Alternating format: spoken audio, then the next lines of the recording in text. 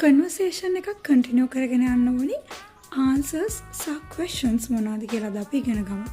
සමහරවිට අපිට idea එකක් නැහැ කන්වර්සේෂන් එකක් build කරන්න. අපි අහන්න ඕනේ මොනවද කියලා. මොන වගේ ප්‍රශ්නද කියලා.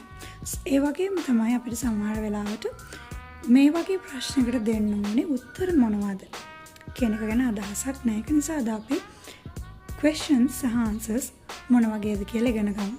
පළවෙනි එක What time did you get up today? What time did you get up today? අද ඔයා කීයටද හැරුණේ අද උදේ? කීයටද ඔයා හැරුණේ කියන එක තමයි මේකෙන් අදහස් වෙන්නේ. You could say I woke up again already.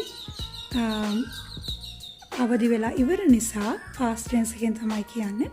I woke up 6:30 am today. I woke up around 6:30. around 7 මෙන්න මේ වගේ ඔයා හැරෙන ටයිම් එක ඔයාලට කියන්න පුළුවන්.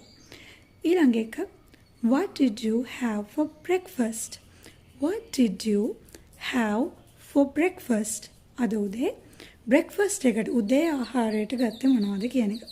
You could say I had a toast and a cup of tea. එහෙම නැත්නම් I had rice and curry. මෙන්න මේ වගේ ඔයා උදේට ගත්ත ආහාරය කියන්න පුළුවන්. Who did you meet today? Who did you meet today? අද ඔයාට කවුද හමුනේ? ස්කෝලේ ගියපු කෙනෙක්ගෙන් අහන්න පුළුවන්, වැඩට ගියපු කෙනෙක්ගෙන් අහන්න පුළුවන් ප්‍රශ්න.